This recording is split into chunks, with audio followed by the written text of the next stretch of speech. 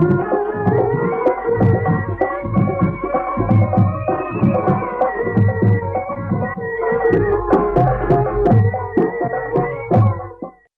संसार कार्यक्रम सुनने वाले सभी बहन भाइयों को राम राम। नीलम बहन जी, शीतल बहन हाजिर है हम अपने भाइयों का फोन इन कार्यक्रम लेके, जो कि आज हमारा प्रायोजित कार्यक्रम है रेडियो कृषि पाठशाला, और इसके प्रायोजक है इंडियन पोटाश लिमिटेड। रिमझिम रिमझिम बौछारों से हरियाली है छाई, लिक्विड नैनो यूरिया से खुशियां है आई, पत्तों पर होता सीधा छिड़काव, फसलों को मिलता पूरा पोषण, पत्तों पर होता सीधा छिड़काव, शक्ति से भरे छोटे कण, मिट्टी हवा पानी को भी नुकसान नहीं, खाद के खर्चे में भी अब होगी कमी, नैनो टेक्नोलॉजी है ऐसा आविष्कार, इस लिक्विड से मिलती भरपूर पैदावार। नैनो यूरिया की आधा लीटर बोतल किसान की एक बोरी यूरिया की जरूरत को पूरा करेगी। कितना खर्चा कम हो जाएगा ट्रांसपोर्टेशन का, बाकी सब चीजों का। छोटे किसानों के लिए ये कितना बड़ा संबल है। नैनो यूरिया लिक्विड आपके नजदीकी प्रधानमंत्री किसान समृद्धि केंद्रों, सहकारी समितियों एवं खाद्य विक्रेताओं के पास उपलब्ध है। किसान भाइयों सुन लो मेरी बात, किसान मित्र से ना है बढ़िया खाद, IPL की किसान मित्र जैविक खाद, मुख्य सूक्ष्म तत्वों से मिट्टी को जीवंत बनाए, ठोस हो या तरल रूप में इस खाद से फसलें लहराए, फसलें तुम भरपूर उगाओ, खूब कमाओ, मौज मनाओ। किसान भाइयों सुन लो मेरी बात, किसान मित्र से ना है बढ़िया खाद, IPL की किसान मित्र जैविक खाद। अपने खेतों में हरियाली और जीवन में खुशहाली के लिए हमेशा इस्तेमाल करें IPL की जैविक खाद किसान मित्र, जो कि उपलब्ध है रोहाना कला शुगर मिल पर। शीघ्र बुक करें। तो हम अपने भाइयों को बता दें, हमारा फोन इन कार्यक्रम है और इसका विषय है आज बसंतकालीन गन्ने की बिजाई की संबंधी समस्याएं और समाधान। बिल्कुल, और विशेषज्ञ हैं डॉक्टर यतेंद्र पवार, ये विभाग अध्यक्ष हैं सकूती टांडा इंडियन पोटाश लिमिटेड।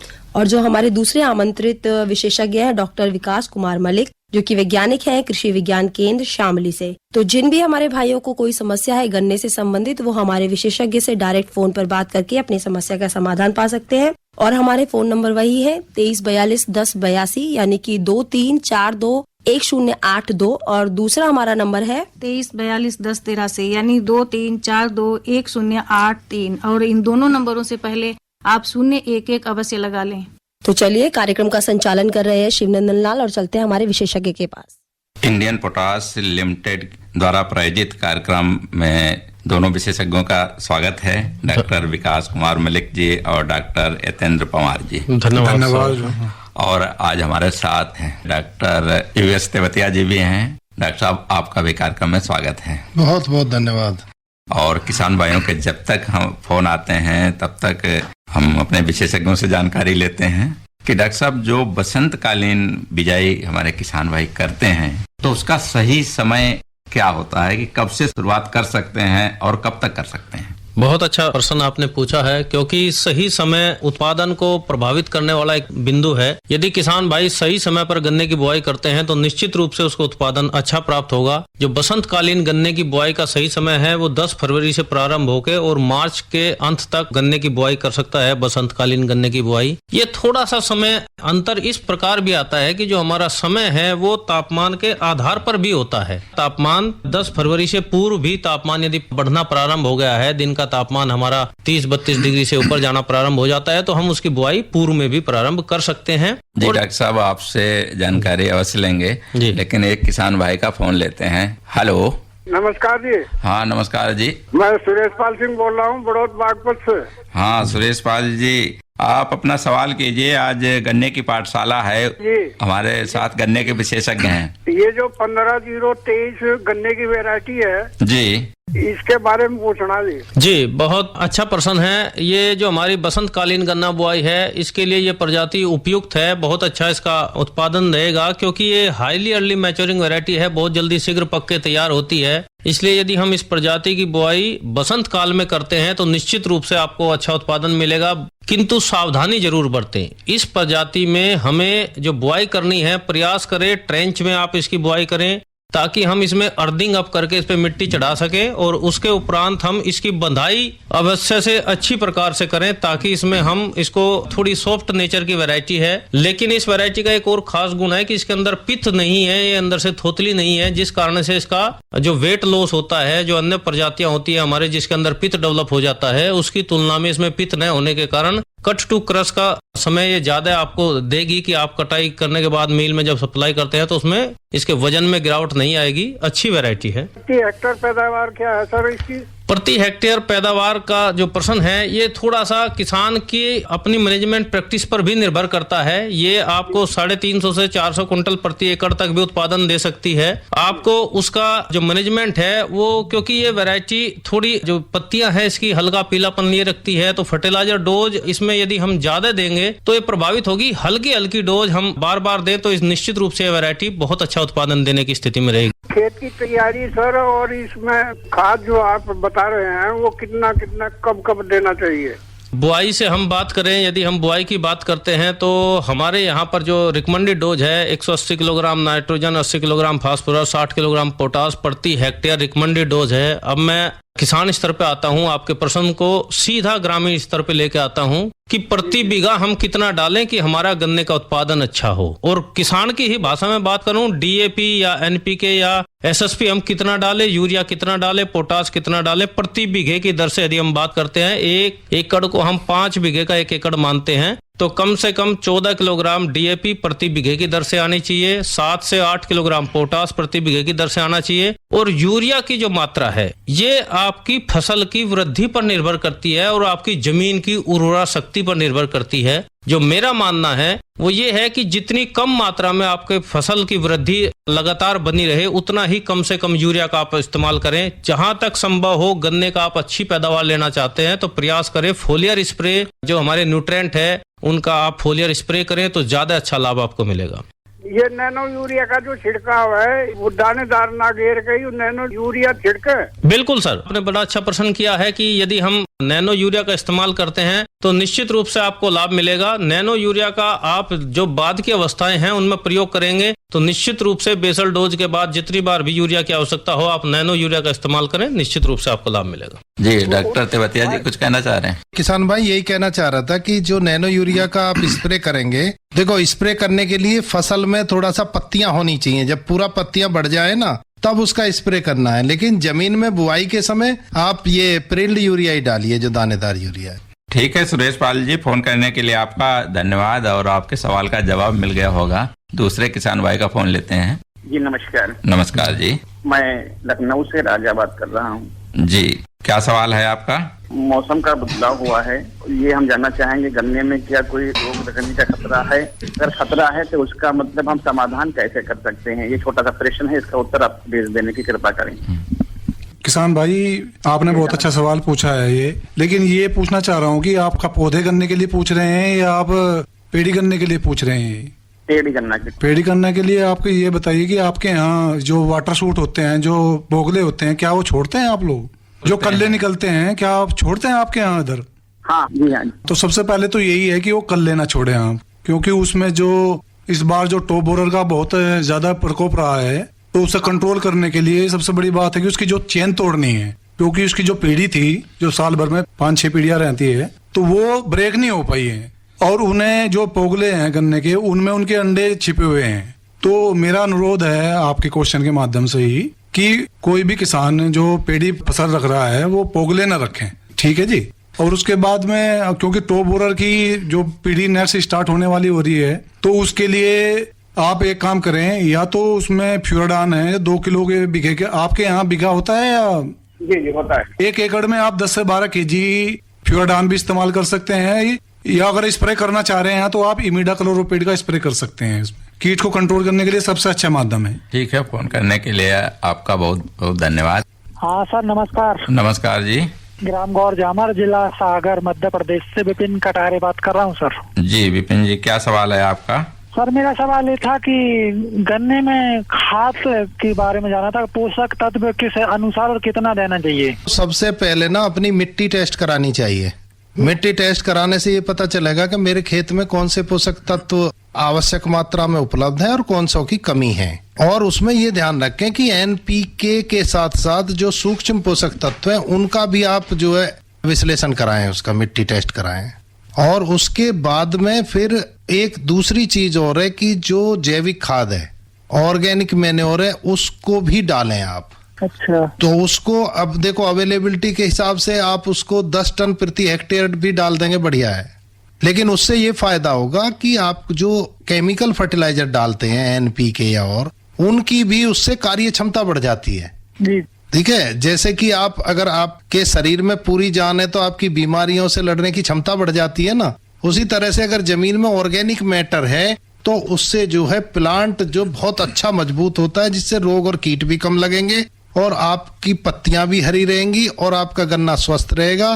तो और जो भी रिकमेंडेड डोज है, जैसे 180 किलोग्राम नाइट्रोजन, 80 किलो फास्फोरस और 60 किलो पोटास, और उसके साथ में जो ये जिंक हो गया, आयरन हो गया, कॉपर, मैग्नीज, बोरॉन, ये चीज भी आप जरूर डालिए क्योंकि इनकी भी कमी हो रही है। मिट्टी टेस्ट ना करा रहे तब मैं बता रहा हूँ आपका 10 किलो प्रति हेक्टेयर आप जो ये सूक्ष्म तत्व डाल दें और 20 से 25 किलो अगर सल्फर जो है सल्फर को डालें आप। जी सर, ठीक है। ठीक है। हाँ। मिट्टी की जांच जो होती है वो अप्रैल मई में करानी चाहिए, है ना, उचित समय वही रहता है। किस चीज का?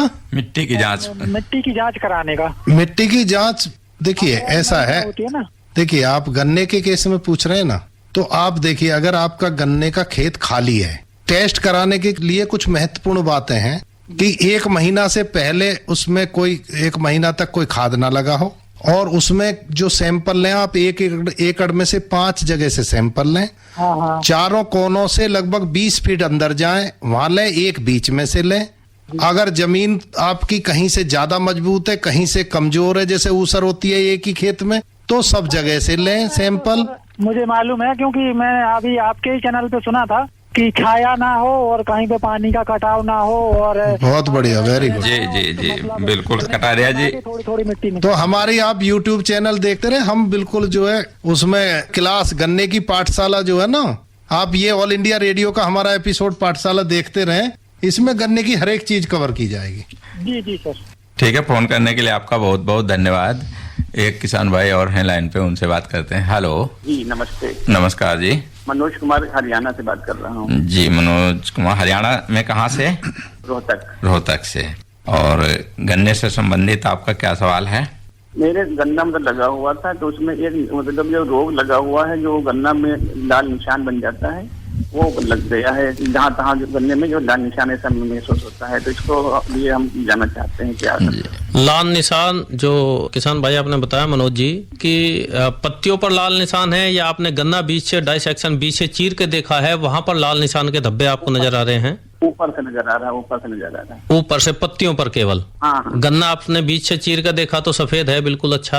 वो तो सही है। हाँ देखो, 2 प्रकार के लक्षण हैं। कभी कभी क्या होता है कि हमारे यहाँ पर जब टॉप बोरर का अटैक होता है, गोब में पत्तियां जो हमारी होती है उसकी मिड्रिप होती है, मध्य सिरा होती है, उस पर जब वो कीड़ा रेंग के चलता है अंदर गोब में घुसने के लिए, तो वो रेंग के जब चलता है तो स्क्रैच करता है, उसको खुरचता है। खुरचने की वजह से वहां पिगमेंटेशन हो जाता है, मिड्रिप पे लाल रंग के धब्बे वे आने नजर हो जाते हैं। एक प्रकार के लक्षण तो ये है। दूसरा ये है कि यदि आपकी पत्ती है, उसी पर पूरी पत्ती पर एक जंगनुमा स्ट्रक्चर बन जाती है, वो एक रोग की श्रेणी में आता है जो उस पे लग जाता है। आप उस रोग के नियंत्रण के लिए उस पे थाइफ्रेट मिथाइल का आप इस्तेमाल कर सकते हैं। लेकिन यदि उसको आप प्रॉपर पहले डायग्नोस करें कि कीट के कारण है या रोग के कारण है। यदि उसमें गोब आपने देखी है, गोब में कोई कीड़ा नहीं है, गोब स्वस्थ है, केवल पत्तियों पर ही उसके लक्षण है, तो इसका मतलब वो आपकी पत्तियों पर जंग जैसी संरचना वो बीमारी के कारण है। उसको आप थाइफ्रेट मिथाइल या कार्बेंडाजिम नाम के फंजीसाइड का आप इस्तेमाल करके उसको कंट्रोल कर सकते हैं। तो डॉक्टर साहब, जो दवा आपने बताई उसकी मात्रा क्या रहेगी? जी बहुत बढ़िया आपने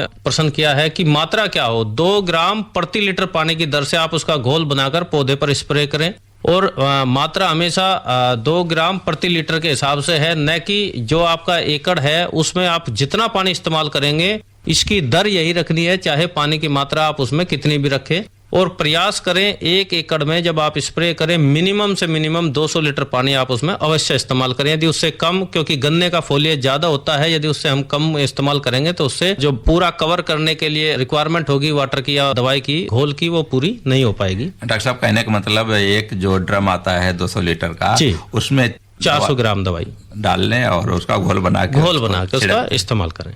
तो डॉक्टर साहब फोन करने के लिए मनोज कुमार जी का बहुत बहुत धन्यवाद। और एक किसान भाई हैं, उनसे बात करते हैं। हेलो, नमस्कार जी। नमस्कार। अपना नाम और पता बताइए। जयपाल वाटिक, चंदनपुर मिल, जिला अमरोहा। जी जयपाल जी, क्या सवाल है आपका?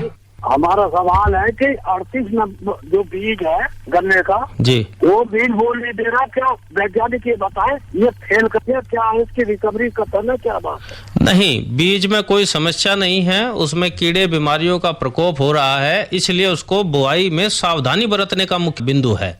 बीज में कोई मील हमारा मील बोल नहीं दे रहा है हमारी। जी जी जी, नहीं, वैरायटी स्वीकृत प्रजाति है, लेकिन उसमें कुछ जगह पर बीमारियों का प्रकोप, जैसे पूर्वी उत्तर प्रदेश है वहां पर रेड रूट का प्रकोप है उसमें, तो वहां पर मध्य उत्तर प्रदेश है वहां पर भी, वेस्टर्न यूपी में अभी उतना प्रकोप उस पर नहीं है। तो आप उसका सावधानी पूर्वक, यदि आप उसको बीज को उपचारित करके बुआई करेंगे और आपका बीज पहले से भी स्वस्थ हो, तो उसमें किसी प्रकार की कोई समस्या नहीं होगी। मेरा कहने का मतलब ये है, नुकसान है तो हमें, लेकिन बीज जो बोने नहीं दे रहा बीज को, 18 बुआ रहा है, 23 बुआ रहा है। वो जो 18, 23 या अन्य प्रजातियों के लिए बुआई के लिए बात कर रहा है जयपाल जी, स्थिति ये है कि जो हमारी 0238 वैरायटी है उसका क्षेत्रफल लगभग 90-95% केवल एक ही वैरायटी का क्षेत्रफल हमारे पश्चिमी उत्तर प्रदेश में हो चुका है। ये वैरायटी क्योंकि क्षेत्रफल अधिक हो गया है, जिस कारण से कीड़े बीमारियों का प्रकोप भी अधिक हो रहा है, इसीलिए हम सजेस्ट ये करते हैं कि आप इस वैरायटी के साथ साथ अन्य वैरायटियां भी लगाएं, जैसे 118 ये भी बहुत अच्छा उत्पादन देने वाली है, 15023 है, को लक 14201 है, को 71335 है। ये प्रजातियां सभी रिकमेंडेड प्रजातियां हैं, और क्योंकि क्षेत्रफल अधिक हो रहा है, 100% या 95% क्षेत्रफल में यदि एक ही वैरायटी होगी और उसमें कोई कीड़े और बीमारियों का प्रकोप होता है तो उसमें आगे भविष्य में बीज में भी समस्या आती है। इसलिए प्रजातियां प्रतिस्थापन को दृष्टिगत रखते हुए ही वहां पर आपको सजेस्ट किया जा रहा होगा कि आप अन्य प्रजातियों को भी लगाओ। प्रजाति तो हमारे पास है भी 23, लेकिन 23 में हमें फायदा नहीं हो रहा, नुकसान बहुत। अच्छा किसान भाई देखो, ऐसा है 15-0-23 मेरे पास खड़ी है, पूरा खेत का। मैं समझ रहा हूँ, क्योंकि जो ये 0238 है उसको उगाने का तरीका आप बेहतर जानते हैं, काफी दिनों से आप इसे उगा रहे हैं, तो आपका इससे बहुत लगाव हो चुका है और इसने आपको पैदावार भी दी है, इसलिए आप इसे उगाना चाहते हैं। ठीक है, ये जो मील है ये भी आपकी भलाई के लिए काम कर रहा है। और क्योंकि डॉक्टर साहब होता क्या है कि कभी कभी कोई ऐसी किस्म होती है जिसको ज्यादा दिनों तक लगाने के कारण उसमें बीमारियां और उसका पड़ता कम हो जाता होगा जी। और दूसरे, क्योंकि आप गन्ना उगाते हैं मील के लिए, मील में डालना है, तो अगर मील आपको सुझाव दे रहे हैं जिस किस्म के लिए कि इसको आप लगाओ, तो निश्चित तौर पे वो आपका 100% गन्ना ले लेंगे। मैं ये कहना चाहूंगा किसान भाई कि आप जो कह रहे हो ना नुकसान है तो हमारा है और फायदा है तो हमारा है, ये ऐसी बात नहीं है। इसमें भी आप थोड़ी सी भूल कर रहे हैं। कैसे कर रहे हैं, मेरी बात सुन लीजिए। देखिए, आप गन्ना तो मील पे ही डालेंगे ना, अगर गन्ना पैदा नहीं हुआ, आपका पैदावार कम हुई, तो किसका नुकसान है? मील का भी तो नुकसान है, मील को गन्ना नहीं मिलेगा। तो इसलिए वो कह रहे हैं। मेन समस्या है कि वो तो मील अगर सोच रहे हैं कि कोई स्पेशल किस्म लेना चाह रहे हैं तो बीज दे रहे होंगे या इनके पास है। तो एक्चुअली क्या है, ये 38 वैरायटी का क्षेत्रफल बेहद ज्यादा हो गया है भाई, 90% से प्लस। यदि मोनोकल्चर सिंगल वैरायटी होती है तो वैरायटल बैलेंस बिगड़ता है। यस, उस वैरायटल बैलेंस को बनाए रखने के लिए ही मील 38 को मना नहीं कर रहा है, लेकिन उसके साथ साथ पैरेलल अन्य प्रजाति बैलेंस के लिए उसको कह रहा है, उसको बनाने के, जिससे कि एक अनुपात बन सके। जी डॉक्टर साहब, बिल्कुल। और हमारे जो किसान भाई सुन रहे हैं, इस समय बसंतकालीन गन्ने की बिजाई संबंधी समस्याएं और समाधान विशेषज्ञ हैं डॉक्टर विकास कुमार मलिक जी और डॉक्टर यतेंद्र पवार जी, और दोनों साथ में हैं हमारे डॉक्टर ईवस तेवतिया जी भी हैं, और जो किसान भाई फोन करते हैं उनके सवालों का जवाब देते हैं। लेकिन हमें लगता है एक किसान भाई का फोन आ गया है। नमस्कार जी, क्या नाम है आपका? धर्मपाल जी। धर्मपाल जी, कहाँ से बोल रहे हैं? जिला मुजफ्फरनगर में पड़ा जी, मुजफ्फरनगर में। क्या सवाल है आपका गन्ने की फसल से संबंधित? सर आपने बताया था ये 18 बीज जो है 18 जो बताया था जी ये तो पिछले साल हमने बोया था फागण में जी उससे पहले जी और ये 38 बोया था हमने गेहूं का सर्जन में बराबर लगा था लग रही है उसका उत्पादन कम मिल पाया आपको 18 का? तो उधर रहेगा 20 कुंटल कम। जी जी जी जी बिल्कुल हो सकता है, परिस्थितियां अनुकूल ना हो, कहीं ना कहीं आपके 2 अलग अलग खेतों पर बोया गया है, अलग अलग समय पर बोया गया है। सर्जन में बराबर लगा था लग रही है उसका उत्पादन कम मिल पाया आपको 18 का? तो उधर रहेगा 20 कुंटल कम। जी जी जी जी लेकिन जो हमारा यहाँ पर उद्देश्य है प्रजाति बताने का, वो उद्देश्य ये है कि हम प्रजातीय प्रतिस्थापन अपने खेतों में बनाए रखें। केवल 118 ही विकल्प नहीं है, आप 15-023, 14-201, 13-235 कोई भी ऐसी प्रजाति लगाओ जो आपकी भूमि के लिए अनुकूल हो, आपके क्षेत्र के लिए रिकमेंडेड वैरायटी हो, ताकि हम जो 38 वैरायटी है ये बेहद अच्छा उत्पादन देने वाली वैरायटी है, इसमें कोई संशय नहीं है। लेकिन कुछ क्षेत्रों में इसमें कीड़े और बीमारियों का प्रकोप अधिक हो गया है, क्षेत्रफल अधिक है। आप 38 वैरायटी लगाएं, लेकिन उसका सभी प्रकार से पहले प्रबंधन करें, बीज उपचार करें, आपका बीज स्वस्थ हो, ये सारी चीजें आप पहले इंश्योर्ड कर ले, पक्का कर ले। यदि वो सभी चीजें अच्छी है तो आप 38 वैरायटी भी लगा सकते हैं, क्योंकि पिछले समय में कुछ छोटी छोटी समस्याएं, एक ही वैरायटी का मोनोकल्चर हो जाने के कारण किसी भी कीड़े और बीमारियों को बढ़ने के लिए आसानी से अनुकूल वातावरण, अनुकूल भोजन मिल रहा है। इसलिए प्रजातीय प्रतिस्थापन की बात की जाती है कि हम थोड़ा थोड़ा वैरायटल बैलेंस बनाए रखें, अन्य प्रजाति अवश्य लगाएं। एक ही खेत में बार बार एक ही वैरायटी हम लगाते रहेंगे तो उससे भी प्रोडक्टिविटी प्रभावित होती है।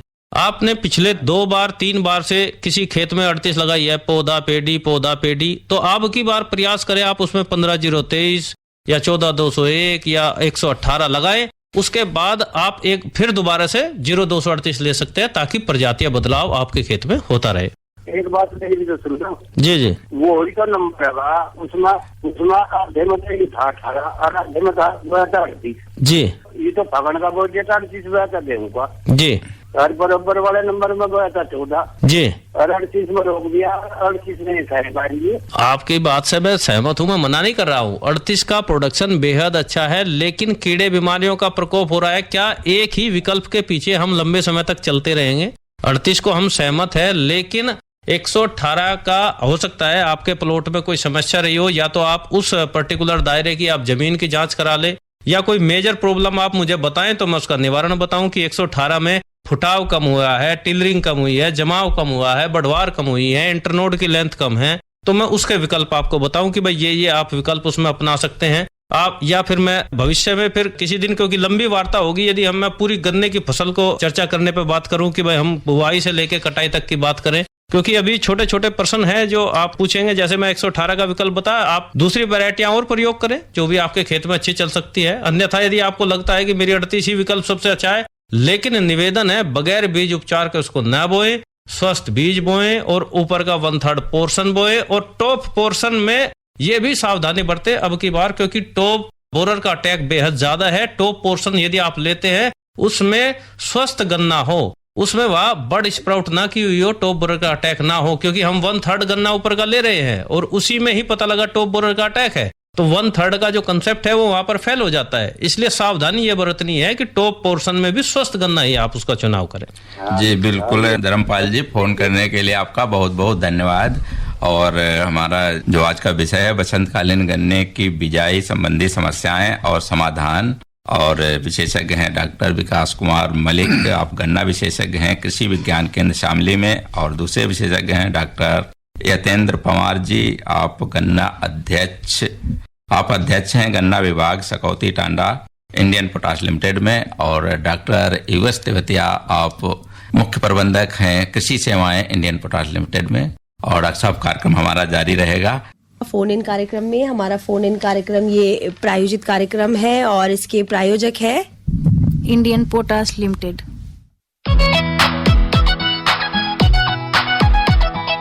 खेतों में जब पॉलीहेलाइट डाली जाएगी, आवश्यक तत्वों की कमी दूर हो जाएगी, मिट्टी की उर्वरता इससे बढ़ती जाएगी।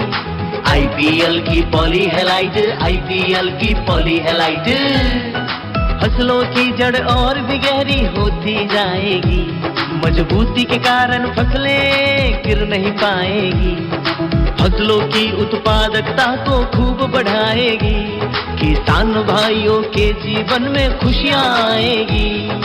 आईपीएल की पॉली हैलाइट, आईपीएल की पॉली हैलाइट। मिट्टी की उर्वरता एवं फसल उत्पादन में अद्भुत वृद्धि के लिए प्रसिद्ध बहुपोषक प्राकृतिक उर्वरक आईपीएल की पॉली हैलाइट, समझदार किसानों की पहली पसंद। आईपीएल की पॉली हैलाइट।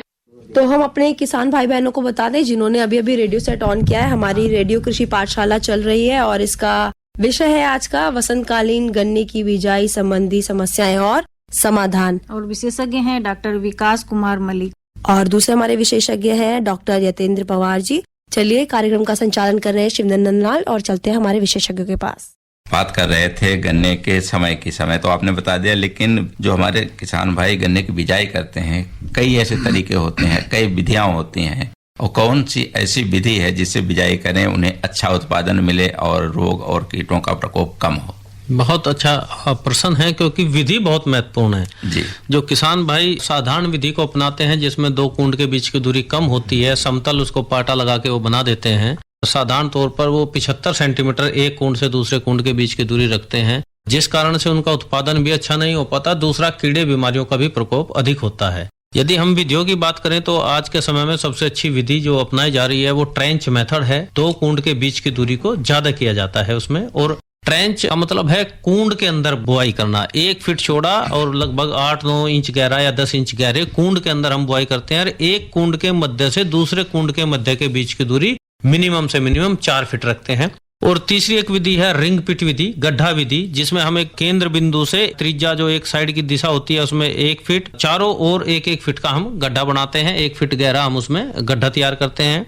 मुख्य रूप से जो हमारी विधि है ट्रेंच मेथड हम जिसको बोलते हैं वो उत्पादन को भी बढ़ाने का कार्य करती है। जो हमारे खाद, उर्वरक, सिंचाई, जो भी हमारा जल प्रबंधन की चीजें हैं ये वो सभी प्रकार के मैक्सिमम प्रोडक्शन हम उससे ले सकते हैं। दूसरा, कीड़े बीमारियों का प्रकोप कैसे कम होता है, ये बुआई की विधि है लेकिन कीड़े बीमारियों को भी कम करती है। क्यों? क्योंकि दो कुंड के बीच की दूरी बढ़ जाती है। जी डॉक्टर साहब, बिल्कुल जानकारी और आपसे लेंगे, लेकिन जो हमारे किसान भाई फोन करके अपनी समस्या का गन्ने से संबंधित अगर उनकी कोई भी समस्या है तो वो सवाल पूछना चाहते हैं तो विशेषज्ञ से सीधे फोन पर बात कर सकते हैं। हमारे फोन नंबर हैं 23 42 10 82 और दूसरा फोन नंबर है 23 42 10 83। और अगर कोई भी हमारे श्रोता मोबाइल फोन से कॉल करते हैं तो 011 अवश्य लगा लें इससे पहले। और हमारे एक किसान भाई का फोन है, उसको लेते हैं पहले। जी नमस्कार। नमस्कार जी। रजनीश कुमार बात कर रहा हूँ। कहाँ से रजनीश जी बोल रहे हैं? ये दिल्ली से बात कर रहा हूँ। दिल्ली से। क्या सवाल है आपका? जैसे पेड़ी गन्ने में सिंचाई का मतलब नियम क्या रहता है कि सिंचाई पेड़ी गन्ने में कब कब की जाए ताकि जो है पैदावारी अच्छी हो सके? जी डॉक्टर विकास जी। जी, बड़ा अच्छा प्रश्न है क्योंकि पेड़ी का सिंचाई का जो सीधा सीधा संबंध है वो उसके फुटाव से निर्भर कर, फुटाव के साथ को रिलेट करता है। यदि हमने प्रारंभिक अवस्था में अधिक सिंचाई की है और अधिक पानी की मात्रा उसमें दी है तो निश्चित रूप से फुटाव को कम करेगा। प्रयास करें जब आपका पौधे की आप हार्वेस्टिंग करते हैं, आपने यदि एक तरफ से हार्वेस्टिंग की है उसमें वाटर सोर्स कल्ले नहीं छोड़े हैं तो आप उसमें फुटाव की प्रक्रिया लगभग पूरी हो जाए। उसके बाद यदि आपने कटाई करने से पूर्व उसमें हल्की सिंचाई की थी और उसमें कटाई के समय पर्याप्त नमी बनी हुई है तो पानी को जितना लेट देंगे, क्योंकि पानी की जो आवश्यकता है यदि मैं बात करूं दिनों के आधार पर 10 दिन, 15 दिन या 21 दिन, इसमें एक छोटा सा वेरिएशन आता है भूमि की दशा के आधार पर। यदि आपकी जमीन रेतीली है तो हो सकता है 10 से 12 दिन में पानी की आवश्यकता पड़ जाए। यदि दोमट भूमि है तो 15 दिन में पड़ेगी और यदि चिकनी भूमि है तो लगभग 21 से 25 दिन में पानी की आवश्यकता पड़ेगी। लेकिन आप नॉर्मली उसको ऑब्जर्व कैसे करेंगे? उसको ऑब्जर्व करने का सबसे अच्छा तरीका है कि आप अपने खेतों में फुटाव की प्रक्रिया को देखें कि जब प्रारंभिक अवस्था में फुटाव आपका मैक्सिमम मिल जाए उसके बाद आप उसमें सिंचाई करें। इसका अर्थ है कि पहली प्रारंभिक सिंचाई थोड़ी खिंचाव करके दें, उसके बाद जब पूरे कल्ले फुटाव करके आ जाए, वाटर सोर्स निकल जाए और उसके बाद आप उसमें एक निश्चित 20 से 21 दिन के अंतराल पर सिंचाई करते रहें। जी रजनीश जी, आपके सवाल का उत्तर मिल गया होगा और हमारे दूसरे किसान भाई भी लाइन पे हैं, उनसे बात करते हैं। हेलो। राम राम जी। राम राम जी, क्या नाम है आपका? मेरा नाम जयपाल सिंह है जी। हाँ जयपाल जी, कहाँ से बोल रहे हैं? ग्राम घसोत्ती, जी रामपुर मनियारान, सहारनपुर, यूपी। जी जयपाल जी, क्या सवाल है आपका? सवाल यो है, गन्ना जो बुआई चल रही है, जी जी बिल्कुल। तो इसमें कितनी तो बुआई करनी चाहिए, कितना खाद पानी एक एकड़ में, बीज किस तरह बोना चाहिए, वैज्ञानिक विधि है? डॉक्टर यतेंद्र पवार जी आपके सवाल का जवाब दे रहे हैं। जयपाल जी, बहुत अच्छा सवाल आपने पूछा है। आप बसंतकालीन बुआई में खेत की तैयारी के बारे में बता रहे हैं। तो आपको खेत की तैयारी के लिए रूटरी का इस्तेमाल बिल्कुल ना करें, मेरी आपसे रिकमेंडेशन है। रूटरी नहीं होती, रोटावेटर। अच्छा। हाँ, रोटावेटर का बिल्कुल इस्तेमाल न करें, क्योंकि वो ऊपर से ही जुताई करता है। और गन्ने की आप बुआई कर रहे हैं तो गन्ने की बुआई में जड़ों का विकास बहुत महत्वपूर्ण होता है। आप रोटावेटर का बिल्कुल इस्तेमाल न करें। अगर कई साल हो गए हों तो आप उसमें या चिजलर या मिट्टी पर जो पलो होता है, पलो से भी जुताई कर सकते हैं, जिससे कि अच्छी गहराई पर जुताई हो जाए और जो उसमें भूमिगत कीड़े भी हैं उनसे भी आपका छुटकारा मिल जाए। ठीक है जी। उसके बाद में उनके करने के बाद में आप उसमें टीलर का इस्तेमाल करें। ठीक है जी। 2-3 बाई टीलर से कर दें और उसके बाद में पाटा लगा के उसको इकसार कर दें। किसान भाई, ये बताइए आप मेथड कौन सा इस्तेमाल करते हैं? बुआई का तरीका कौन सा है? ट्रैक्टर के पीछे जो लेजर चला है उससे ही कराएं जी। हाँ नहीं, उसमें दूरी कितनी है लेजर की आपकी? जो आपके ट्रैक्टर है वो लगभग 35-40 हार्स पावर का ट्रैक्टर होगा, और उसमें एक ट्रैक्टर के पीछे जब एक टायर के पीछे कुंड निकलता है, फिर दूसरे टायर के पीछे कुंड निकलता है और एक बीच में कुंड निकलता है। इसी प्रकार का रेजर होगा। इन दो कुंड के बीच की दूरी लगभग 24 से 26 इंच और अधिकतम 28 इंच रखी जाती है। और यदि इस प्रकार की हम दूरी रखते हैं, बसंतकालीन जो समय है वो जमाव के लिए बहुत अच्छा है, फुटाव के लिए बहुत अच्छा है, तो इस दूरी को थोड़ा सा बढ़ाने का प्रयास करें। 2 कुंड के बीच की दूरी कम से कम 4 फीट हो, या यदि आप और लगता है आपको 4 फीट अधिक दूरी हो जाती है तो मिनिमम 3.5 फीट 2 कुंड के बीच की दूरी हो। क्योंकि ज्यादातर किसान भाइयों के प्रश्न आते हैं हमारे पास कि जी गन्ना लंबा तो बहुत है लेकिन मोटा नहीं हो पा रहा है। मोटा होने का संबंध, जो सीधा सीधा संबंध है, वो केवल और केवल दूरी से है। यदि हम 2 कुंड के बीच की दूरी बढ़ा देंगे तो हमारे जो गन्ने की मोटाई है वो निश्चित रूप से बढ़ जाएगी, क्योंकि गन्ने की मोटाई का जो संबंध वो पत्ती की बढ़वार से है। जब पत्ती चौड़ी और लंबी होगी तो निश्चित रूप से गन्ने की मोटाई अधिक होगी। इसलिए जो यतेंद्र जी कह रहे थे उसका आशय यही था कि 2 कुंड के बीच की दूरी आप साधारण न रखें, उसको दूरी को बढ़ाने का प्रयास करें ताकि आपके गन्ने का उत्पादन अच्छा हो। डॉक्टर साहब, कहने का मतलब है कि अगर हमारे किसान भाई एक कुंड से दूसरे कुंड की दूरी बढ़ा देते हैं तो उनके उत्पादन पे कोई फर्क नहीं पड़ता है। जी जी, नकारात्मक नहीं, पॉजिटिव प्रभाव पड़ेगा, अच्छा लाभ मिलेगा उनको। बिल्कुल। ठीक है जी। जी जयपाल जी, फोन करने के लिए आपका बहुत बहुत धन्यवाद। तो डॉक्टर साहब, जिस तरीके से आप बता रहे थे गन्ने की बिजाई ट्रेंच विधि से करें, जी जी, तो इसमें जो हमारे किसान भाई बिजाई करते हैं तो बीज का चुनाव भी महत्वपूर्ण होता है। जी जी। तो किस तरीके से करें? बीज का चुनाव प्राथमिकता ये रखें कि जो हम बीज के लिए गन्ना लेंगे उसकी उम्र कम हो, 8 से 10 महीने का हमारा पौधा हो जो हम बीज के लिए इस्तेमाल करेंगे, और उसमें जो हमारा पौधा है वो स्वस्थ हो, उसमें किसी प्रकार के कीट और बीमारियों का प्रकोप पहले से ना हो। और प्रयास जो हम बीज लेंगे वो बीज हमेशा, यदि ऊपरी पोर्शन हम इस्तेमाल करें, टॉप 1/3 इस्तेमाल करेंगे तो ज्यादा लाभकारी होगा, या मिड पोर्शन से ऊपर का गन्ना इस्तेमाल करेंगे। डॉक्टर साहब, जिस तरीके से आपने कहा कि गन्ने के ऊपर का भाग इस्तेमाल करें, वो क्यों? बहुत अच्छा प्रश्न आपने ही पूछ लिया। अदरवाइज क्वेश्चन किसान भाई पूछते हैं, बड़ा अच्छा लगता है, कहीं गोष्ठी में होते हैं तो उस प्रकार के। जी, ऊपर का हिस्सा क्यों इस्तेमाल करें? क्योंकि मैं किसान की भाषा में आ जाता हूं, क्योंकि ऊपर के जो हिस्सा है उसमें ग्लूकोज ज्यादा होता है, चीनी कम होती है, और ग्लूकोज जो जमाव के लिए आवश्यक होता है वो ज्यादा होता है। नीचे फ्रुक्टोज ज्यादा होती है, चीनी अधिक होती है, जिस कारण से जो हमारी नीचे की आंखें हैं वो फुटाव के लिए कम होती है। ग्लूकोज हमारे पौधे में आंखों को जमाव करने के लिए प्रेरित करता है। दूसरा एक और लॉजिक बनता है, जो नीचे की आंखें होती है वो अवधि में ज्यादा दिनों की होती है, क्योंकि जमाव हुआ है, पहले नीचे की आंखें बनेगी फिर ऊपर की बनेगी। नीचे की आंखें पूरे वर्ष भर धूप और हवा के संपर्क में रही है, जिसके ऊपर का आंख का कोट हार्ड हो जाता है, वो आंख के ऊपर की परत सख्त हो जाती है। यदि उसको पूरा अच्छा अनुकूल वातावरण वहां मिलेगा, पर्याप्त नमी मिलेगी तो अच्छा जमाव करके आएगी। यदि नमी में थोड़ी भी कमी रह गई है तो नीचे का पोर्शन कम जमाव करेगा। ऊपर उसमें ग्लूकोज की मात्रा अधिक है, पानी की मात्रा अधिक है, तो इसलिए वो आसानी से कम नमी में भी अच्छा जमाव करके ऊपर का पोर्शन आता है। किसान भाई का फोन लेते हैं। हेलो जी। नमस्कार। हाँ, नाम और पता बताइए अपना। हम अवध बिहारी बोल रहे हैं, ग्राम चक्की, डाकघर चक्कीला, सोनभद्र, उत्तर प्रदेश। जी अवध बिहारी जी, क्या सवाल है आपका? कि ये बसंतकालीन जो गन्ना लगाने की बातचीत चल रही है, हमारे यहाँ जो तापमान 45 डिग्री 46 तक कभी कभी चला जाता है, तो ये बसंतकालीन गन्ना उस समय आपका प्रश्न है, जब आपके यहाँ पे तापमान अधिक हो जाता है उसको हम दूसरी श्रेणी में लेके जाते हैं। हम देर से बसंतकालीन बोलते हैं। जब 40-45 डिग्री की बात करते हैं, हमेशा वो गेहूं काटने के बाद की गन्ने की बुआई की बात हम कर रहे हैं।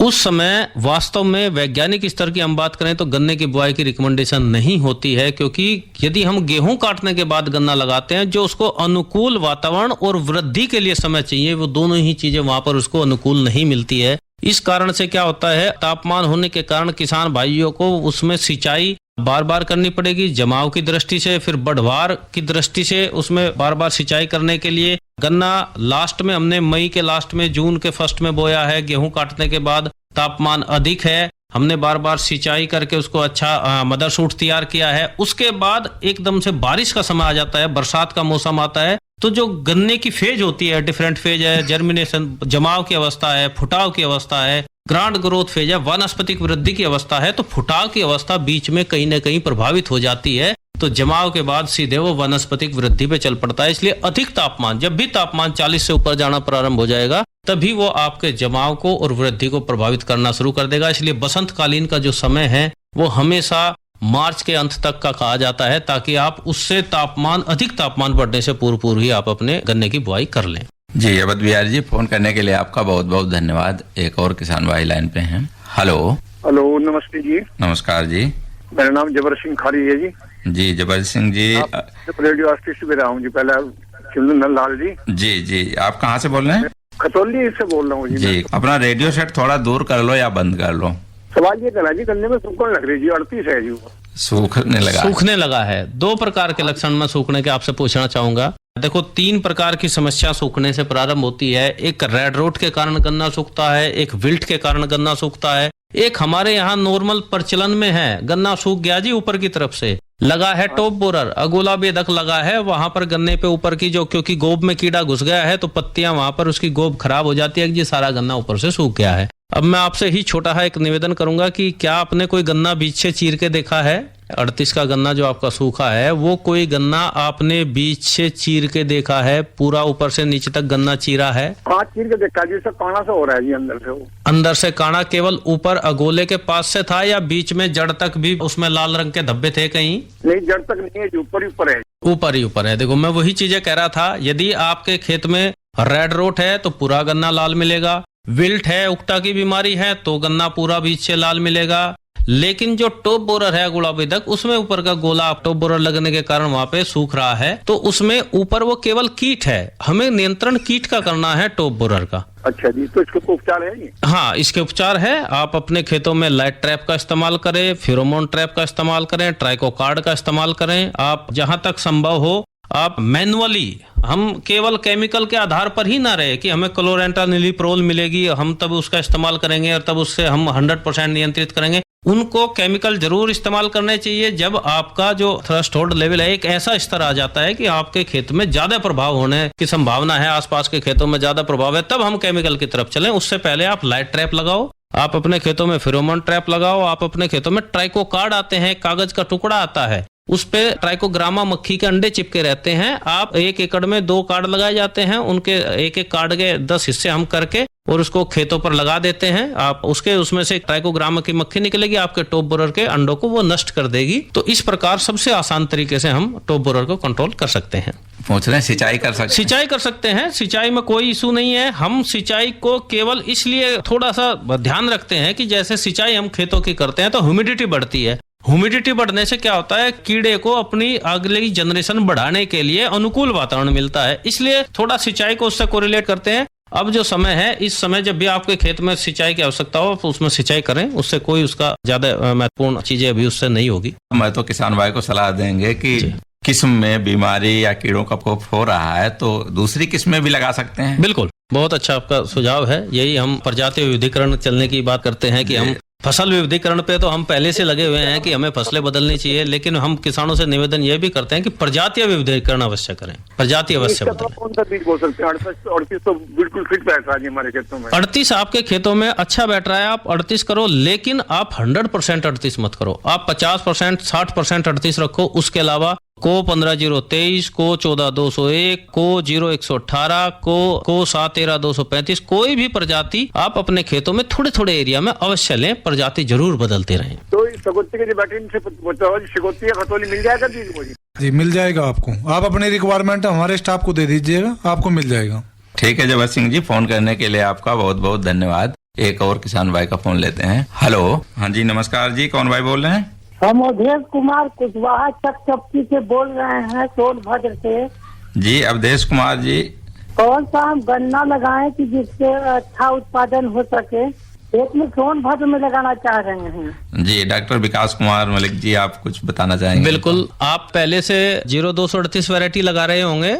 हाँ, देखो ऐसा है, इसके अलावा बहुत सारे विकल्प हमारे पास उपलब्ध है जो संपूर्ण उत्तर प्रदेश के लिए रिकमेंडेड वैरायटीज है। जैसे हमारे पास यहाँ पर हम बात करें तो 0238 के स्थान पर को 0118 का आप इस्तेमाल कर सकते हैं, 15023 का इस्तेमाल कर सकते हैं, लख 14201 प्रजाति है उसका इस्तेमाल कर सकते हैं, को 713235 बहुत अच्छा उत्पादन देने वाली वैरायटी है, आप उसका इस्तेमाल कर सकते हैं। ये सारे विकल्प हैं और निवेदन इसके साथ ये भी है कि आप 38 के साथ साथ इन प्रजातियों को अवश्य लगाएं ताकि आपके खेतों में विविधता बनी रहे, कोई भी ऐसी समस्या ना हो कि हम एक ही वैरायटी पर आश्रित रहें, जिसमें कोई समस्या आ जाए तो हमारे पास दूसरा विकल्प ना हो। जी अवधेश कुमार जी, आपका फोन करने के लिए बहुत बहुत धन्यवाद। डॉक्टर साहब, आपने गन्ने की बिजाई की विधियां बताई, लेकिन जब हमारे किसान भाई बिजाई करते हैं तो उस समय मृदा उपचार और गन्ने के बीज का उपचार ये बहुत महत्वपूर्ण रहता है। तो इसके बारे में भी आप बताइए किसान भाइयों को। बहुत अच्छा प्रश्न है, क्योंकि हम यहाँ पर जो बात कर रहे हैं कुछ बीमारियों को रोकने के लिए हम मृदा उपचार की बात करते हैं। जैसे रेड रोट एक मुख्य बीमारी है गन्ने के केस में, गन्ने में इसको रोकने के लिए हमें ट्राइकोडर्मा का प्रयोग करना चाहिए। सबसे महत्वपूर्ण है भूमि उपचार के लिए ट्राइकोडर्मा। यदि आप गोबर की खाद में मिला के इस्तेमाल करना चाहते हैं तो गोबर की खाद में मिला के इस्तेमाल कर सकते हैं। आप बीज उपचार में ट्राइकोडर्मा एक ऐसा फंगस है जो रेड रोट के फंगस को रोकने पर बहुत ज्यादा ही कारगर सिद्ध होता है। तो आप भूमि उपचार कर सकते हैं, बीज उपचार कर सकते हैं, सीड प्राइमिंग कर सकते हैं ट्राइकोडर्मा के द्वारा। अब बात करते हैं बीज उपचार की। बीज उपचार के लिए यदि आपको केमिकल की मैं बात करूं तो आप थाइफिनेट मिथाइल जो हमारा केमिकल आता है आप उससे उपचारित कर सकते हैं। उसी के साथ आप इमिडाक्लोरोपिड का भी इस्तेमाल कर सकते हैं ताकि हम कीट और बीमारी दोनों से ही हम उसको निजात दिला सके। बीज के अंदर जो भी हमारे कीट के अंडे होंगे हम उनको भी मारने का काम वहीं पर बीज उपचार के द्वारा कर सकते हैं। निवेदन किसान भाइयों से पुनः है, बीज उपचार अवश्य करें। ये सबसे ज्यादा जरूरी है कि हम अपने खेतों में जब भी गन्ने की बुआई करें हमेशा बीज उपचार करके ही करें। जी डॉक्टर साहब, बिल्कुल आज हमारे किसान भाई सुन रहे थे वसंतकालीन गन्ने की बिजाई संबंधी समस्याएं और समाधान, और विशेषज्ञ थे डॉक्टर विकास कुमार मलिक और दूसरे विशेषज्ञ डॉक्टर यतेंद्र कुमार, और हमारे साथ में डॉक्टर युवस तेवतिया भी शामिल थे। तीनों विशेषज्ञों का बहुत बहुत धन्यवाद। अभी हमारे श्रोता सुन रहे थे ये रेडियो कृषि पाठशाला और इसके प्रायोजक थे इंडियन पोटाश लिमिटेड। रिमझिम बौछारों से हरियाली है छाई, लिक्विड नैनो यूरिया से खुशियां है आई, पत्तों पर होता सीधा छिड़काव, फसलों को मिलता पूरा पोषण, पत्तों पर होता सीधा छिड़काव, शक्ति से भरे छोटे कण, मिट्टी हवा पानी को भी नुकसान नहीं, खाद के खर्चे में भी अब होगी कमी, नैनो टेक्नोलॉजी है आविष्कार, इस लिक्विड से मिलती भरपूर पैदावार। नैनो यूरिया की आधा लीटर बोतल किसान की एक बोरी यूरिया की जरूरत को पूरा करेगी। कितना खर्चा कम हो जाएगा ट्रांसपोर्टेशन का, बाकी सब चीजों का। छोटे किसानों के लिए ये कितना बड़ा संबल है। नैनो यूरिया लिक्विड आपके नजदीकी प्रधानमंत्री किसान समृद्धि केंद्रों, सहकारी समितियों एवं खाद्य विक्रेताओं के पास उपलब्ध है। इस कार्यक्रम के प्रस्तुतकर्ता थे शिवनंदन लाल और इसी के साथ हमारा आज का ये फोन इन कार्यक्रम यही समाप्त होता है। सुनने वाले सभी बहन भाइयों को राम राम।